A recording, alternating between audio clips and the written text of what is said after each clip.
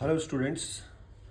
आज हम आपके लिए अकाउंटिंग की एक ऐसी सीरीज़ लाए हैं जिससे कि आपको अकाउंटिंग से रिलेटेड एक कंप्लीट नॉलेज मिलने वाला है।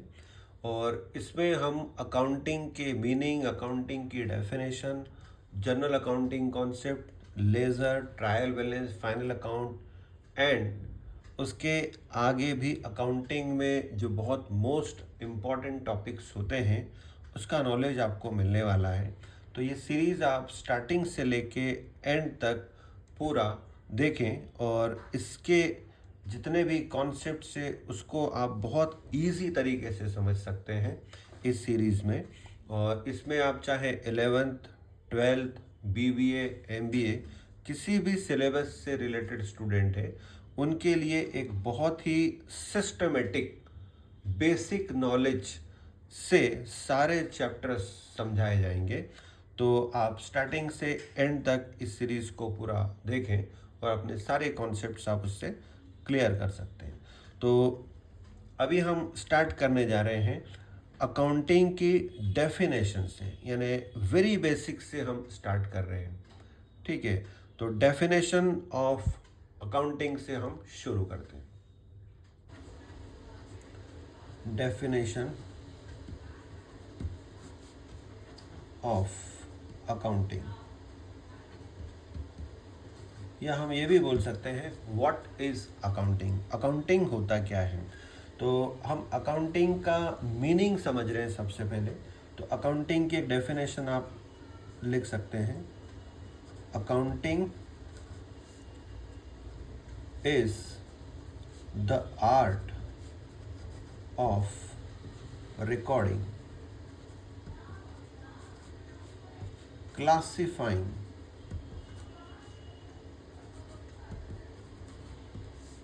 and summarizing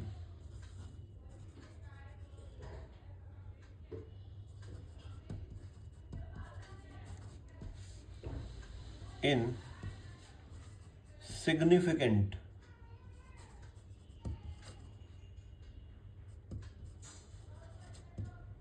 manner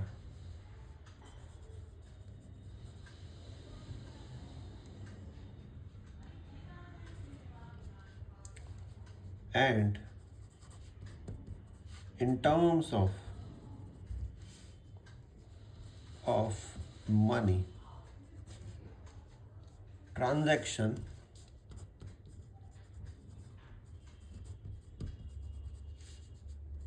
and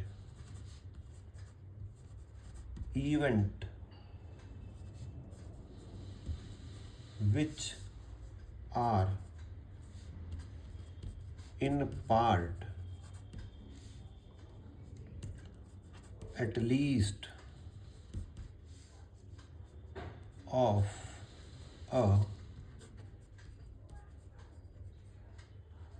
financial character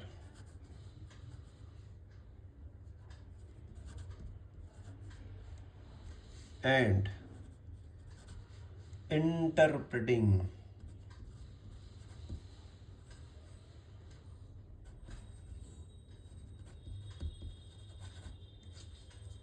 the results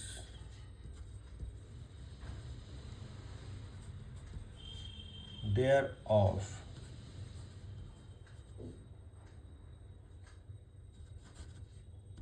ये अकाउंटिंग की एक डेफिनेशन है जो कि AICPA ने दी है। अब AICPA का मतलब होता है American institute of certified public accountant.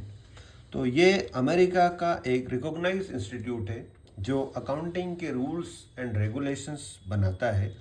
उन्होंने ये डेफिनेशन दी है जिसमें डेफिनेशन का मीनिंग है accounting is the art of recording, यानी अकाउंटिंग आर्ट ऑफ रिकॉर्डिंग है। किसी भी टाइप के बिजनेस के ट्रांजैक्शन को रिकॉर्ड करने का एक आर्ट है, एक कला है, यानी सिस्टमेटिक मैनर में कैसे रिकॉर्ड करें, तो वो आर्ट ऑफ रिकॉर्डिंग। क्लासिफाइंग, अलग अलग टाइप के ट्रांजैक्शन को अलग अलग क्लासीफाई करना, जैसे सेल्स के ट्रांजेक्शन अलग, परचेस के ट्रांजेक्शन अलग, तो उनको अलग अलग classifying and summarising. Date wise आपको पर्टिकुलर मंथ के, पर्टिकुलर ईयर के, पर्टिकुलर वीक के ट्रांजेक्शन चाहिए तो वो summarising in significant manner, systematic way में, date wise and in terms of money. यहाँ इसका इंपॉर्टेंस है कि जो ट्रांजेक्शन मनी के फॉर्म में होते हैं बस उन्हीं ट्रांजेक्शन को बिजनेस में रिकॉर्ड किया जाता है, अकाउंटिंग में रिकॉर्ड किया जाता है। जो ट्रांजेक्शन मनी के फॉर्म में नहीं है उनको रिकॉर्ड नहीं करेंगे। Transactions and events which are in part at least of financial character, यानी वो अमाउंट के फॉर्म में, फाइनेंशियल कैरेक्टर के फॉर्म में होना चाहिए, and interpreting the results thereof. Accounting में जो फाइनेंशियल ट्रांजेक्शन्स होते हैं, अकाउंटिंग ट्रांजेक्शन्स होते हैं, बिजनेस ट्रांजेक्शन्स होते हैं, उनको हम एक सिस्टमेटिक बुक में रखकर उनसे रिजल्ट्स भी निकाल पाते हैं। जैसे प्रॉफिट कितना हुआ, लॉस कितना हुआ, वो तो उसको बोलते हैं रिजल्ट्स देयर ऑफ। इंटरप्रेटिंग का मतलब यहाँ पर ये है कि हम उन रिजल्ट्स के बेसिस पे कुछ कमेंट कर सकते हैं, कुछ डिसीजंस ले सकते हैं। तो ओवरऑल अगर हम इस डेफिनेशन की बात करें तो इस डेफिनेशन का मीनिंग ये है कि किसी भी टाइप के बिजनेस ट्रांजेक्शन को सिस्टमेटिक बुक में सिस्टमेटिक तरीके से रिकॉर्ड करना ही अकाउंटिंग है।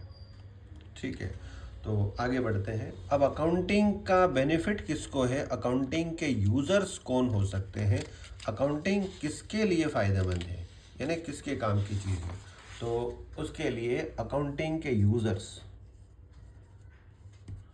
कौन कौन हो सकते हैं, तो अकाउंटिंग जो हम कर रहे हैं उसके यूज़र्स हो सकते हैं प्रोप्राइटर,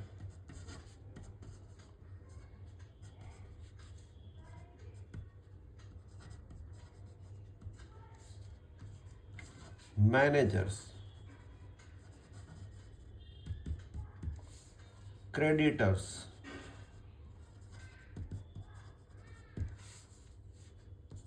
प्रोस्पेक्टिव इन्वेस्टर्स,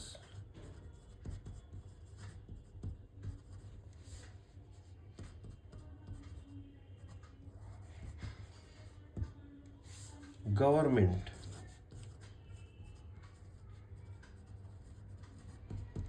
एम्प्लॉयज,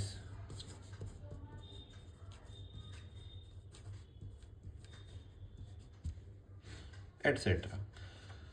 तो बेसिकली हम बात करें तो जैसे प्रोप्राइटर की बात कर रहे हैं, तो प्रोप्राइटर का मतलब बिजनेस के ओनर।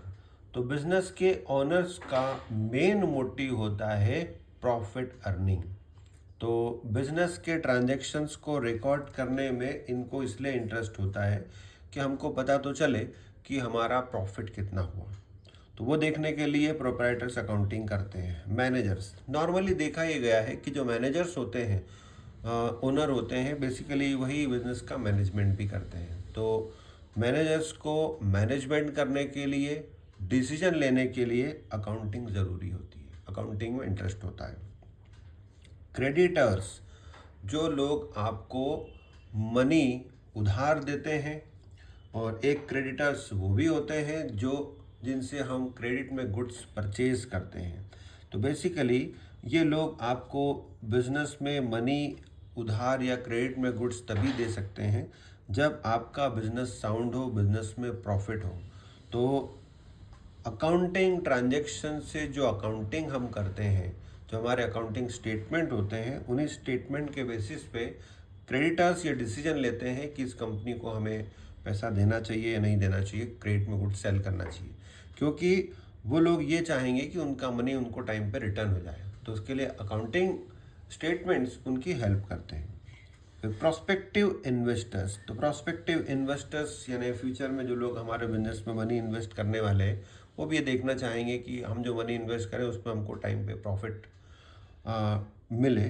तो प्रोस्पेक्टिव इन्वेस्टर्स भी हमारे यूज़र्स हो सकते हैं। गवर्नमेंट को बेसिकली टैक्स आपके बिजनेस के प्रॉफिट के थ्रू मिलता है। तो जो भी आप प्रॉफिट अर्न करते हैं उस पर हमें एक फिक्स रेट से टैक्स देना पड़ता है। तो गवर्नमेंट को भी हमारे फाइनेंशियल ट्रांजैक्शंस में इंटरेस्ट होता है। और एम्प्लॉयज़, जो आपके एम्प्लॉयज़ हैं, वो चाहते हैं कि हम लंबे टाइम तक अगर कंपनी में काम करते हैं तो कंपनी का प्रॉफिट अगर अच्छा होगा तो काफ़ी कंपनी बहुत लंबे टाइम तक सरवाइव कर सकती है। तो इसलिए एम्प्लॉयज़ को फाइनेंशियल ट्रांजैक्शंस में इंटरेस्ट होता है। Okay, thank you for watching the video.